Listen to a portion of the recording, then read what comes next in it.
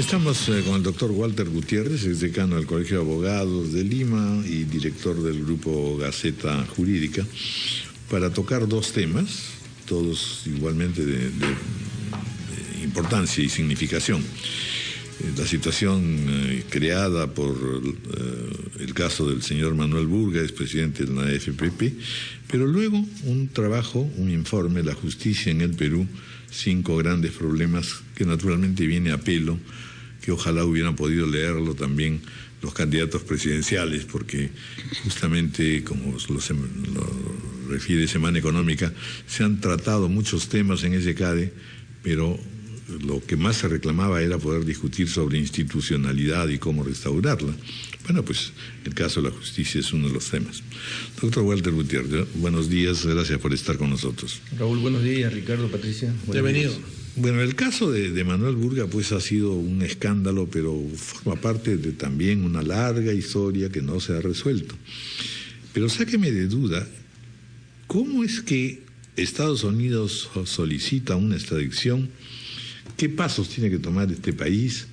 Y pareciera, por lo que se informa, que es casi una ineludible obligación entregarlo. Explíquenos cómo es que se llega a un punto tal en el que pesa tanto una solicitud de extradición de Estados Unidos. No necesariamente, permítame explicar los pasos que se van a seguir y primero definir qué cosa es una extradición. Es una figura, un instrumento de cooperación de justicia internacional, donde hay un ámbito jurídico y un ámbito político.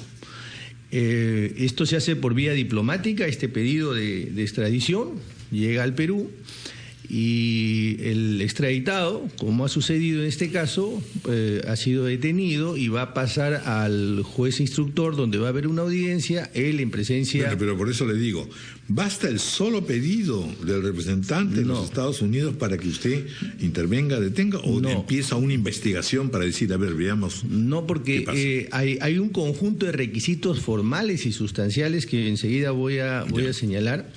Decía que se va a dar una audiencia con el abogado, con presencia del extraditado, con el abogado del extraditado, con el fiscal y con el abogado de la embajada, donde se van a evaluar una serie de instrumentos, como por ejemplo los textos legales, los hechos, la vinculación de este señor con los supuestos delitos, y posteriormente el juez va a opinar.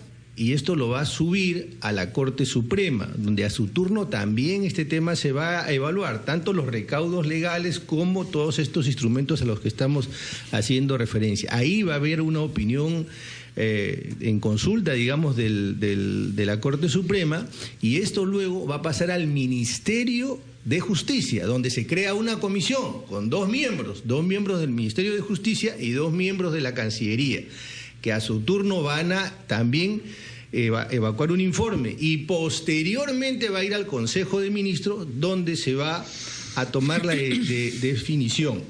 2 puntos importantes. La parte legal se va a ver en el Poder Judicial. La parte política se ve en el Ejecutivo. Cancillería, Relaciones Exteriores y... Puntualmente en el Consejo de Ministros. Podía ser que, habiendo opinado favorablemente el Poder Judicial, el Ejecutivo, por razones políticas que yo veo que no es el caso, podría decidir no aprobar la extradición. Pero es muy difícil que, habiendo opinado negativamente el Poder Judicial, el Ejecutivo lo autorice. Bueno, pero... ¿todo esto cuánto tiempo va a tomar? No menos de 60 días. No menos de 60 y puede extenderse más. Ha habido casos que más, recordemos el caso del expresidente Fujimori, ¿no? Pero bueno, este parece ser, o sea, tiene otra connotación. Sin duda. De un caso que a nivel mundial resulta evidente hacia dónde va. En lo inmediato, la situación del señor Manuel Burga, que estaba en requisitorias de la Policía Nacional, ahora conducido al juzgado, que va a ser una primera evaluación. Él, por lo que se ha dicho, va a pasar a un penal de la capital. ¿Usted ve posibilidades de que eso cambie, de que el juez considere que él puede ir a su domicilio con comparecencia restringida? Bueno, ninguno de nosotros ha visto ningún documento, ningún expediente, pero la impresión que yo tengo, por la gravedad de los delitos, es muy probable que pase a un penal, ¿no? Bueno, a pesar que el peligro de fuga es como nulo, porque a donde van los buscan, pues, ¿no? Esta es una investigación internacional. Claro, y además de un los sistema... tienen fichados en todo el mundo, ¿no? Además de un sistema de justicia que funciona, ¿no? Así es. Ahora vamos a hablar de la justicia que funciona o no funciona. Bueno, pero, a ver, entonces, ¿qué posibilidades tiene una persona que, como Burga, se supone... Él estuvo relativamente tranquilo, diciendo yo no tengo nada, es decir, va a recurrir, por supuesto, a defenderse, a traer papeles, a contar historias, no sé. ¿Puede alargar el proceso, evitar que se consuma la extradición? Tiene derecho a contradecir. O ya está medio... Porque la impresión, tal como lo presentan los medios, es pues... Cayó Burga y se acabó el asunto y lo van a mandar a los Estados Unidos. Como que ya hay pues así... Bueno, no es tan así porque tiene derecho mucha predisposición que se tenga contra él, parece un poco delirante, ¿no es cierto? Dos cosas, tiene derecho al contradictorio, es decir, a oponerse, ¿no? A discutir, también podría allanarse. Y discutirlo, puede allanarse. Claro, también podría allanarse, en cuyo caso todo se facilita y el señor es extraditado. Ya. Y además tiene que cerciorarse, y este es el trabajo del Poder Judicial, que los delitos que se le imputa también son delitos en el Perú, porque no podría condenársele o procesársele por un delito allá en Estados Unidos y aquí en el Perú no está tipificado. Entonces el tema no es tan fácil como se está presentando, ni tampoco es tan inmediato como lo están informando. Pero tampoco es que va a demorar demasiado, ¿no? Porque el escándalo pues es de nivel internacional, son muchos casos como los de Burga. Es decir, estamos hablando de muchísimos millones y de muchas instituciones deportivas o futbolísticas pues importantísimas, ¿no? Y de nuevo, desde el Perú estamos viendo cómo es que en otros países, en otros lugares la justicia sí funciona. Ahora, eso pues. y funciona bien. Oye, están involucrados los de Paraguay, Colombia, Venezuela, Chile, gente en todos Perú, lados. Bolivia, todos. Era un esquema en el que todos estaban involucrados. Ahora usted nos ha traído hoy día un informe sobre la justicia en el Perú, elaborado por Gaceta, una publicación del grupo Gaceta Jurídica, en el que se identifican cinco grandes problemas del Poder Judicial. Y no hemos tenido ocasión de revisarlo, nos han dicho que está bastante bueno. Parece un documento oportuno en un momento en que viene una campaña electoral. Y la pregunta es, se les ha hecho la pregunta a los candidatos en la calle, y todos más o menos se escudan en el tema de el Poder Judicial es un poder autónomo y él tiene que autorreformarse. Sí, todos sabemos que es así, pero ¿qué trabajo conjunto se puede hacer para que la reforma del Poder Judicial y la resolución de los problemas se dé? Porque si el Ejecutivo no puede presionar, el Parlamento no puede hacer nada y al Poder Judicial no le provoca, nos vamos a quedar en esta situación para siempre. Patricia, esa es una media verdad y a veces una media verdad es peor que una mentira. A ver, explícame. Es verdad que el Poder Judicial es autónomo, pero en lo jurisdiccional, en lo que significa administración de justicia, en lo que significa el tema del señor Burga, ¿no es cierto? Pero el Poder Judicial es un servicio público básico, que tiene que ver con sus derechos, con nuestros derechos, que tiene que ver con nuestra economía. Y eso es un tema que nos compete a todos, al Ejecutivo, al Legislativo y a la ciudadanía. No es un tema solo de jueces. Tampoco caigamos en el fácil expediente de decir la justicia es ineficiente y es corrupta. Que hay ineficiencia y hay corrupción, ¿qué duda cabe? ¿Quién podría decir lo contrario? Pero esto no solo es imputable al Poder Judicial, y permítame 30 segundos para explicarlo. El presupuesto del Poder Judicial es 1.800 millones. El 3% de ese presupuesto es para gasto de capital. Dicho de otra manera, el 97% es para servicios, para pensiones, para planillas. Es como si RPP funcionara con el 3% de gasto de capital. Es imposible, claro. Ninguna institución privada ni pública es viable con el 3% de gasto de capital. No, vamos a interrumpirla porque tenemos que hacer una pausa y entramos ya, claro, problema por problema, ¿no es cierto? Son muy interesantes las cosas que se dicen aquí y sobre todo nos llevan a pensar pues que una reforma de la justicia en el Perú, que se ha intentado varias veces del Poder Judicial, es una tarea imprescindible, pero al mismo tiempo ardua. Hacemos una pausa.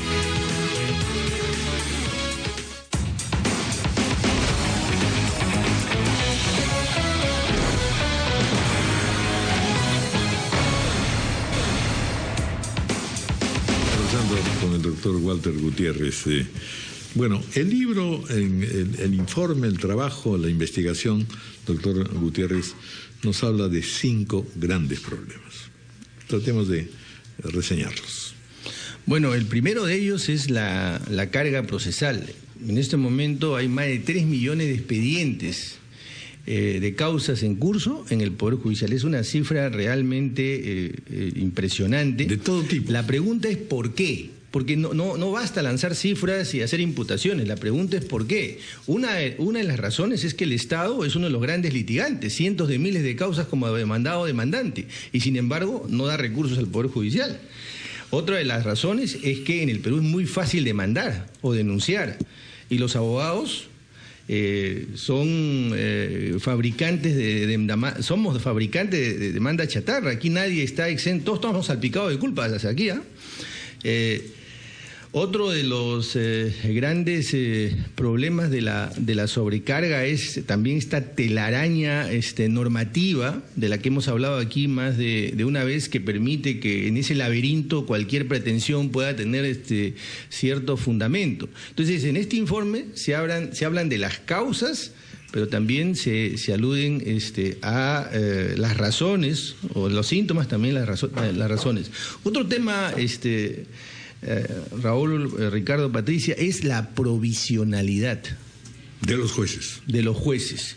De cerca de 3.000 jueces, el 42% son provisionales o supernumerarios. Toda una amenaza para la autonomía e independencia del Poder ¿Y eso Judicial. por qué?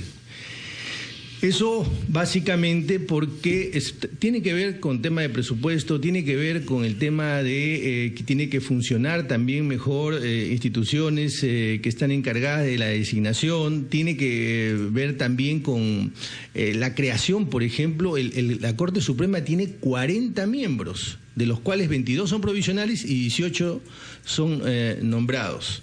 Entonces, la provisionalidad es un riesgo en la administración de justicia. El otro tema es la demora. ¿Cuánto demoran los procesos? En teoría deberían demorar algunos apenas meses, y sin embargo demoran años. Para cobrar usted una suma de dinero se puede demorar más o menos unos 4 años y medio, y para ejecutar la sentencia 1 año y medio más, 6 años. Y eso es promedio, porque pueden haber causas que duran 10 y hasta, como hemos alguna vez informado en la ley, hasta 40 años. Pero el nuevo Código Procesal Penal no acortaba los procesos. ¿Por qué la extensión? ¿Eso pasa en los lugares donde el nuevo Código todavía no se está aplicando?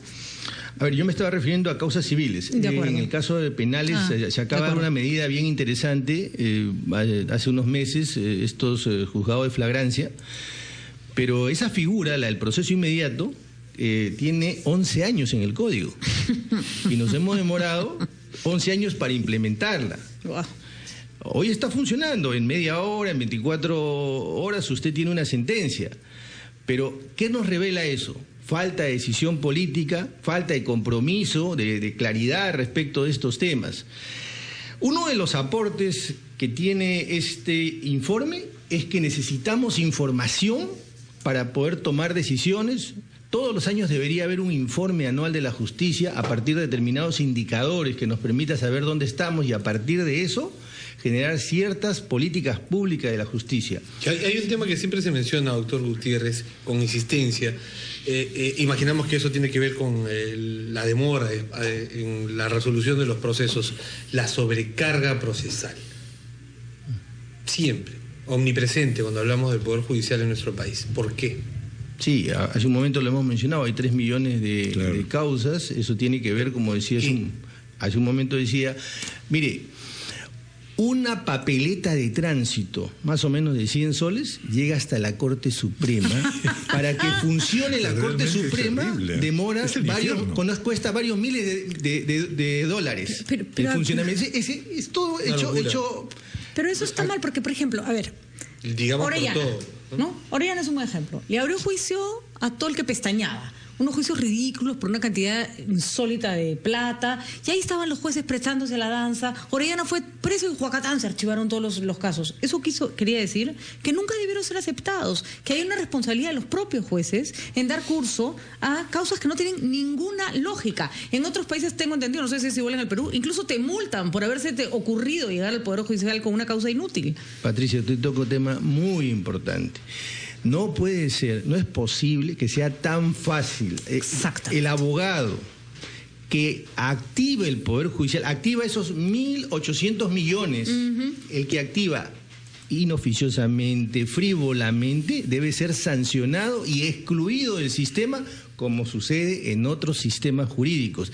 Un abogado tiene mucho cuidado de activar el sistema de justicia de una manera frívola o simplemente para retardar la justicia, porque sabe que puede dejar de ejercer la profesión. Pero no es el único. El primero que activa el Poder Judicial es el Estado, con cientos de miles de causas porque no quiere pagar las pensiones. Qué bueno. Además, eso no debería ser. El caso de una señora cuyo juicio... Eso es un caso del cual dimos cuenta en la revista La Ley hace 3 o 4 meses, un caso que se había resuelto en 3 o 4 años, pero la ejecución de sentencia ya llevaba 40 y tantos años. Y ojo, en este momento... Ejecución de la sentencia. Mientras usted y yo conversamos, todavía no se ha resuelto el caso. Qué cosa terrible. Bueno, pues estamos efectivamente en un infierno. Ahora, efectivamente también usted ha dicho algo que es clave, que estamos hablando de un servicio público. Así es. No hay esto de un poder intocable, ni que se pueda cambiar e intervenir tanto el Ejecutivo como el Legislativo. Es decir, hacer algo porque la justicia en el Perú funcione, se llame justicia. En esto tiene responsabilidad el Legislativo, tiene responsabilidad el Ejecutivo. Un ejemplo. Hace un momento dijimos que el presupuesto era 1.800 millones. En 2 años estamos hablando de 3.600. ¿Por qué digo 2 años? Porque 2 años dura la presidencia del titular del presidente del Poder Judicial. 2 años después todo cambia.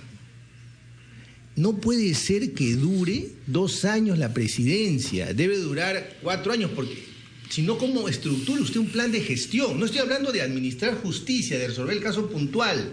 Estoy hablando de la gerencia, de la organización, de los cuadros gerenciales, de la política que tiene que ver con la digitalización, con la informatización.